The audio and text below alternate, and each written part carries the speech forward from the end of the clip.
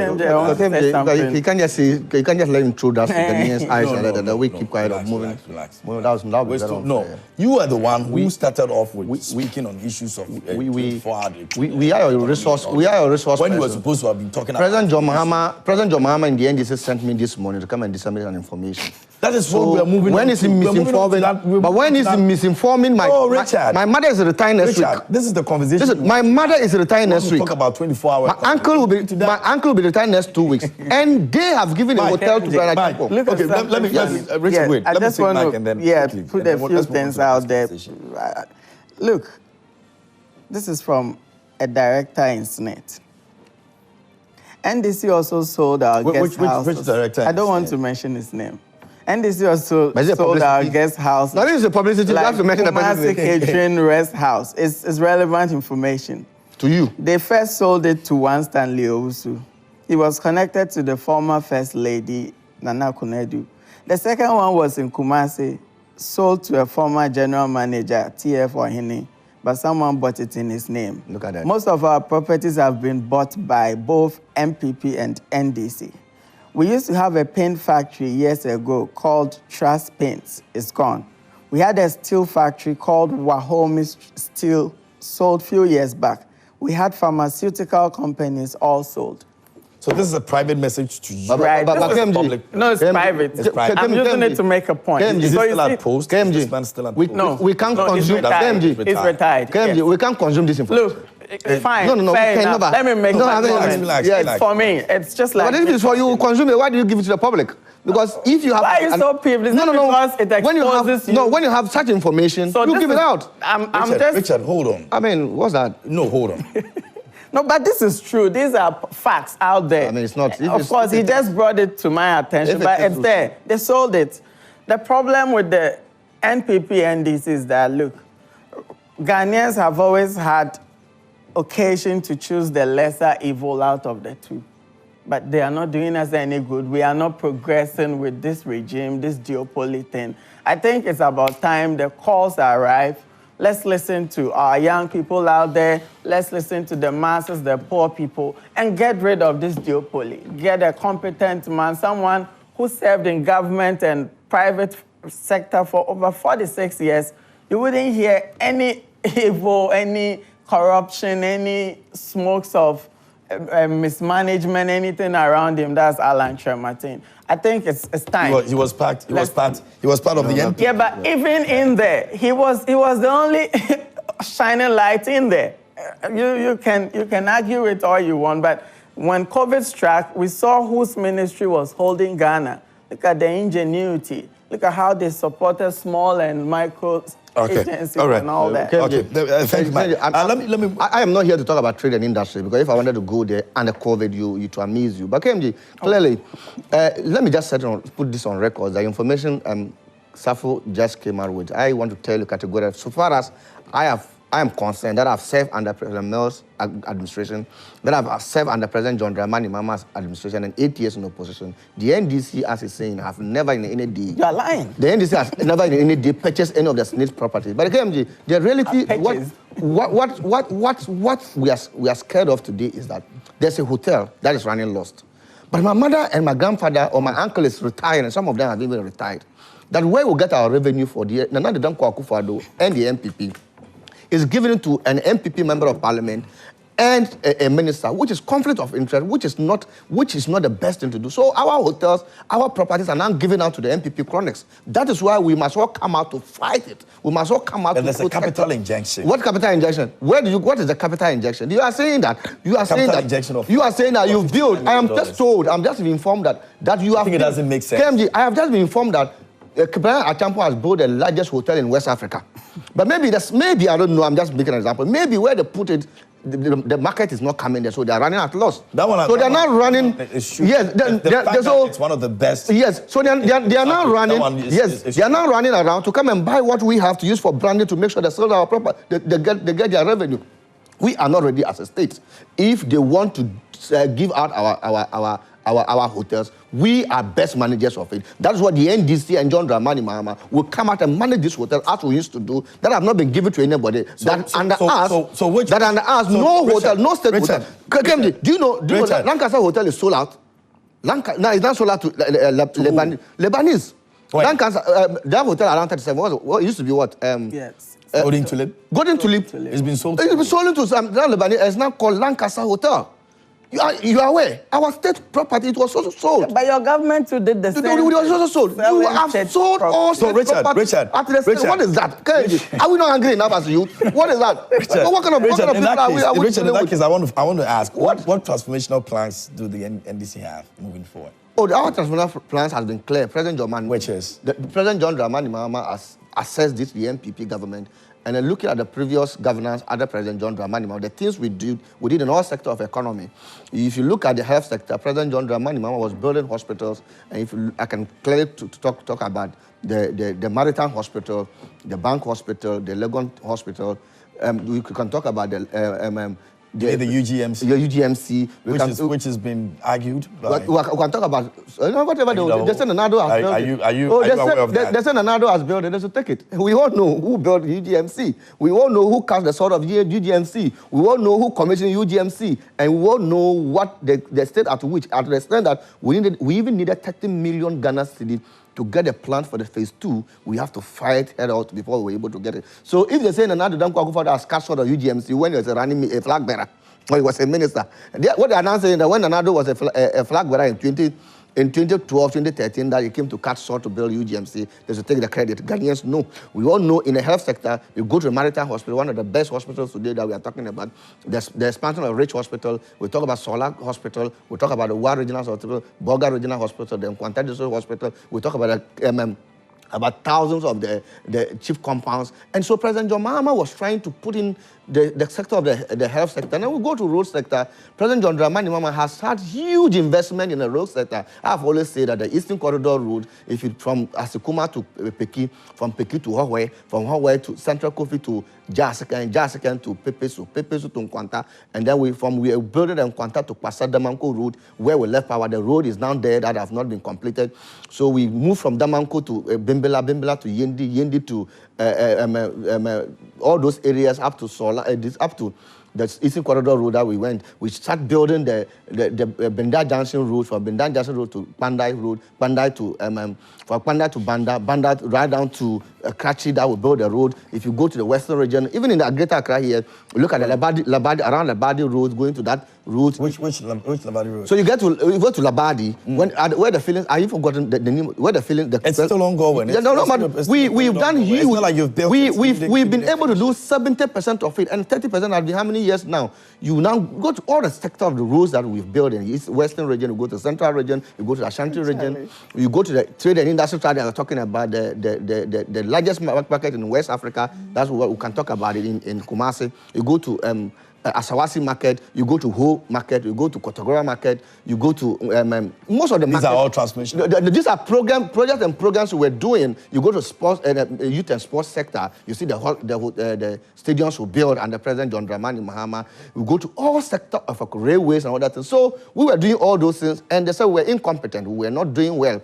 And this government has come and reversed this country. So what President John Dramani Mahama is actually looking at is how to reset this economy. But reset the economy, what do we do? So President John Mahama has come out with clear indications and policies and programs that will give the transformation of this country. What are we saying?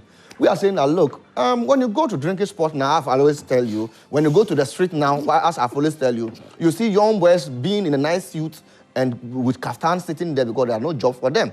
They wake up, they can't sit at home. People landed in so many... That's what young people are doing Yes, now. so that's what young people are doing now. So they rely, and you go to their phones. Yeah. Today, if somebody even call you that, look, send me 100 Ghana cedi, and you say, okay, I'm going to say, so no, hold on, I'm owing Momo. So let me cash out there and take. And then they end up by betting and living on Momo to survive. So we are saying that all these things must stop. So we are coming out with 24-hour economy policy. And the 24-hour economic policy, there will be 3 shifts in this country. Pargrave has lived most of his life in the United Kingdom, UK, and I know about that. He can clearly tell you what the kind of revenue they generate with the 24-hour It has always economy. been argued that that's no, yes, already the happened. 24-hour economy in the UK, not in The NPP has always my argued family against live in the UK and some live in Ireland, so I know how the 24-hour economy policy works there. So President John Mahama is saying that, look, we are going to do 24-hour economy, but in the 24-hour economy, we are looking at public sectors where there's a traffic jam.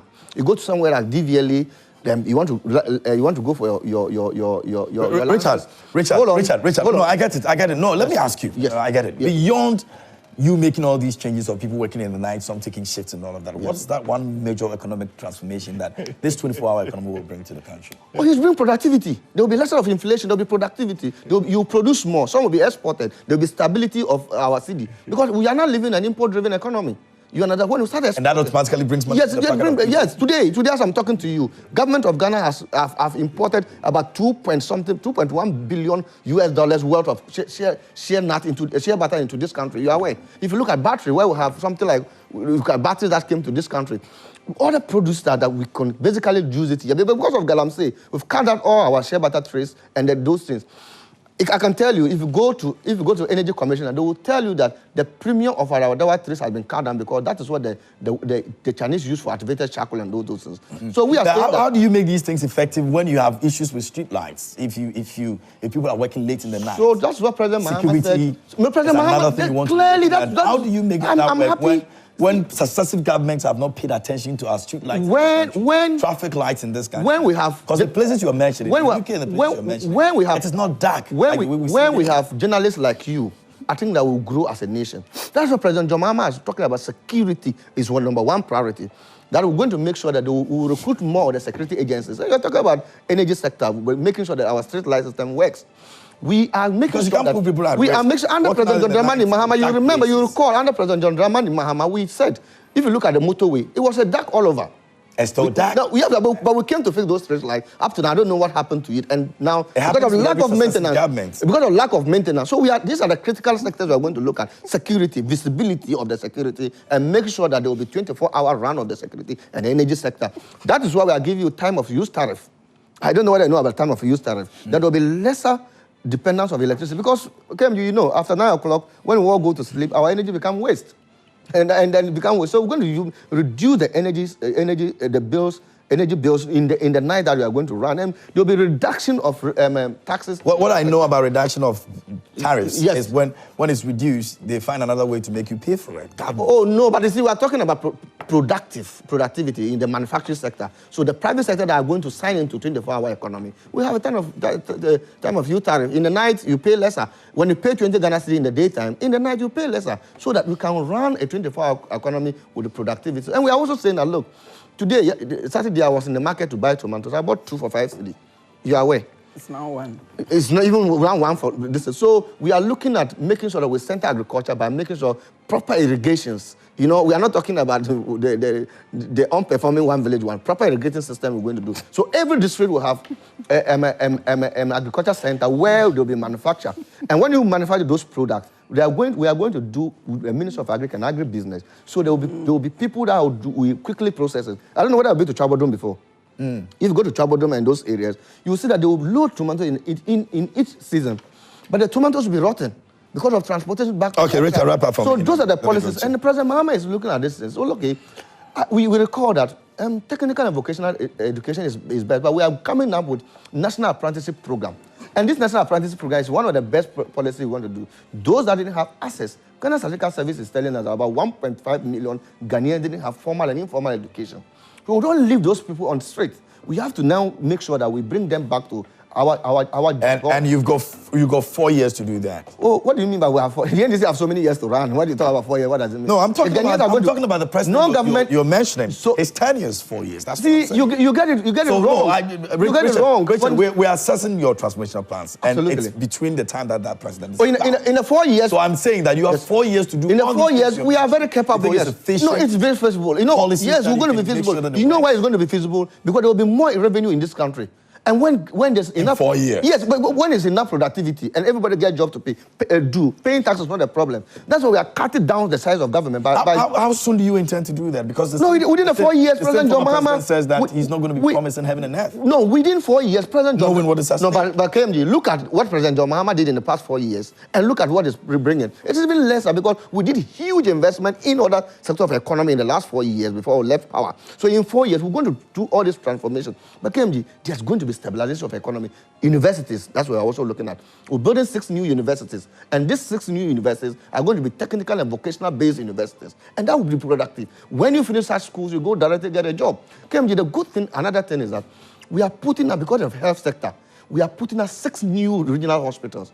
And these hospitals are going to be newly created regions. And those, this is going to Which regions? The Oti region, Northeast, Savannah, the new created regions. And those people are going to set up the health sector and make each productivity works. The good thing, another thing we should know with that transformation is that this government came and they said they need 9 million to revamp banks, but use 25 million Ghana cedi to collapse banks. And you recall, most of your friends today, you see them on the traffic light, very nice young girls and boys selling pure water. Some of them are selling tiger nut and all those things. We are looking at how to bring them back to the job market. So we are going to reassess those collapsed banks that have been collapsed illegally and with the interest of somebody that wants to. So bring those back and get all those guys to job. And KMG, and one of the things people don't know. That's the last one you One of the transformation agenda we are bringing is that you look at our Okada system. This Okada system is one of the major things people should know. They will laugh at it, and it's a very critical thing. KMG, you look at today, Okada is illegal, but whether we like it or not, it has come to stay. So what we are saying is that we're going to give them a special number. So when you are picking an Okada, and legally, you give it a legal backing, a transformation backing that you will be legally using the Okada. And Okada drivers must look at this. We're going to give you a special number. We live in this country. Government vehicles, they have a number plate, a special number plate they use. And we identify this as a government car. We have private cars. We will know Okada number, special number. A special number. So they will run the special. No police will not intimidate them. With your license, you will work perfectly.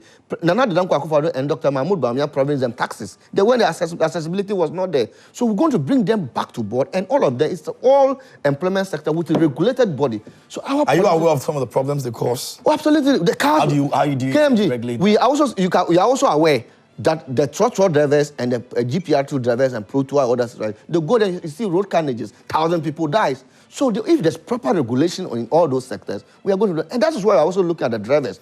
We want to corner them, motivate them, so that they will be able to do proper. So in conclusion, we have a good policy, and I think Ghanaians have already bought into the policy, and we're going to run this governance with transparency, without corruption, without impunity, and every ordinary Ghanaian will now hold the flag of this country and say, I am a Ghanaian, under President John Dramani Mahama. Okay, so we'll value the Ghanaian card than PhD. Absolutely. I mean, we'll be so proud. We'll be so proud. I mean, yes. Thank you. So I was surprised to see the topic. Excuse me. You said, assessing the various political parties' transformational plan. KMJ, I can say without any equivocation that none of these two has a plan. They have what you call a transformational plan. It's only the Honorable Alan Kyerematen in his very credible self who has presented to Ghanaians a transformational plan, which is the Great Transformational Plan. I'm going to run you through a few details. Because if you listen to what he said, I mean, tell us your transformational plan, you heard it. I'm wondering the level of deception Palgrave is going to throw out there.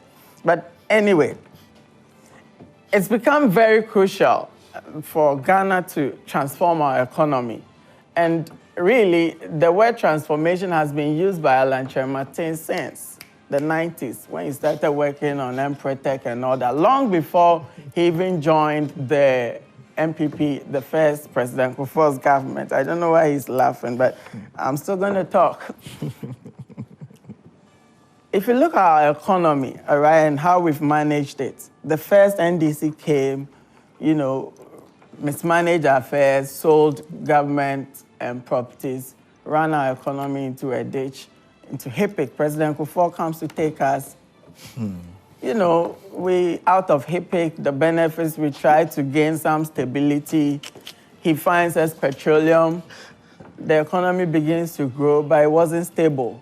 President Mills comes, Mahama, they tried to services sector setting, mismanagement, corruption. We ran into a ditch again, another IMF program. And then President Akufo-Addo comes. When he came, there was an IMF program. You know, corruption, COVID, external shocks, and all that. We ran into a ditch again. Precisely. Yeah.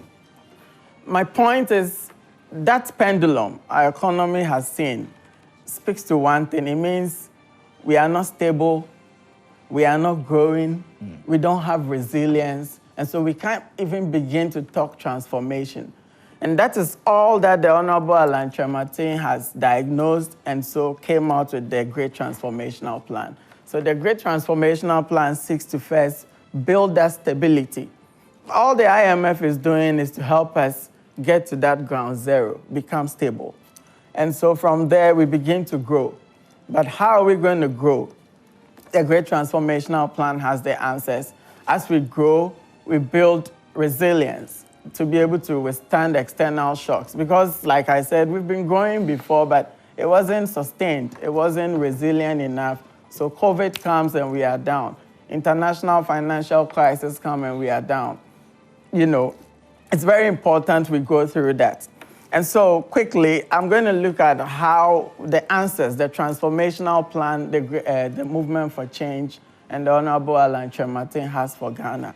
First is to get our macro economy stabilized. How are we going to do that? We say, look, it's not enough to always crave for a single-digit inflation. Let's also target a single-digit interest rate.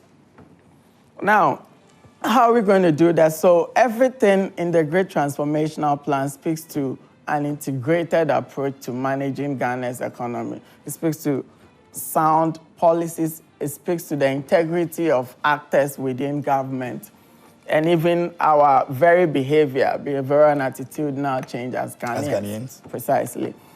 So we have to target a single-digit interest rate. How are we going to do that? The Bank of Ghana has this policy, the inflation targeting framework, which it's been using for some time now, but it's not yielding. It works in the developed economies. I don't know. There's this insistence on theories, and so that's why our people are suffering. They seem to think that over the weekends, if they see Palgrave or Richard chilling in town, you know, trying to sit at Labadi Beach Hotel or something, they assume... Which has been sold. They assume they have money on them. And so the Bank of Ghana says, okay, let's increase the policy rate. When we do that, it will make Palgrave, with all the money he has, which he may not even have, come and deposit with the bank so that in treasury bill and all that, so that he will get some interest. So. Unfortunately, the money is not there. So as you increase, the banks will also come and borrow from the Bank of Ghana. And the rate given, if it's, say, 30%, they are going to add their profit to it. And so businesses going to borrow from banks always have to deal with a higher interest rate. And that accounts to why productivity is so low. That's why, and if they don't produce, it means people cannot even have the purchasing power to buy because things are so expensive. Look at food inflation now. And we even determine how we are going to deal with food inflation. So one thing the Great Transformational Plan proposes is that, look, we are going to review that inflation targeting framework by the Bank of Ghana. Because it's founded on some fallacious assumption that Ghanaians have some money on them, and so when you increase the interest rate, it will attract them. That's one point. Now, to deal with inflation, you look into the basket of goods. The basket of goods is like statistical service goes to the market, they check all the things Ghanaians spend their monies on. So water, the food, various food items, we call it consumer price index.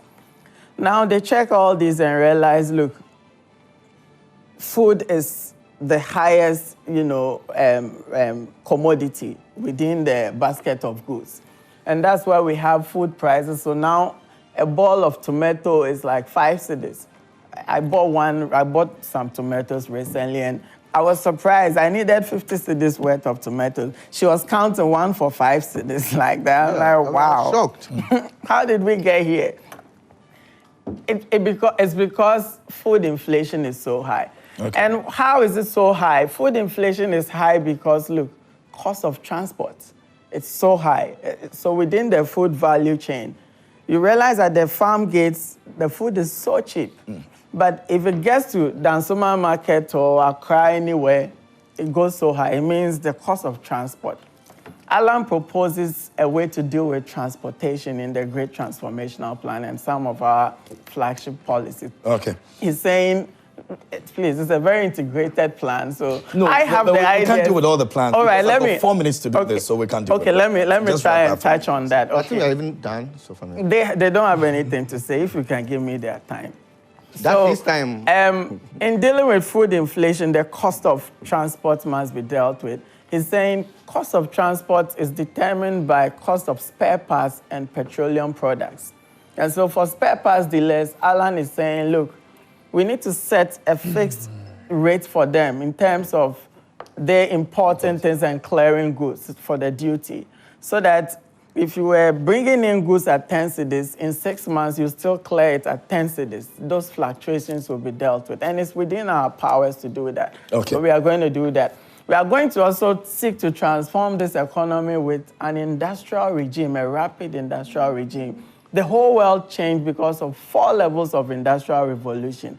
We've not been able to harness the first, second, and third, but I've heard the vice president talking about the 4th industrial revolution. That's a misplaced priority. Okay. So then we want to look at tourism too. Oh, no. So you see, I will entreat Ghanaians to look at week. the Great Transformational Plan, pay attention to it, and pay attention to the Honorable Alan Kyerematen. I realize people do not know him well. They don't know what he's done, what he stands for. Exactly what you're doing now. So let's read into him and then how he brought the Intercontinental Free Trade Area and all that. Let me get you. So, Patrick has 2 minutes. How do I have 2 minutes and others have 4 minutes?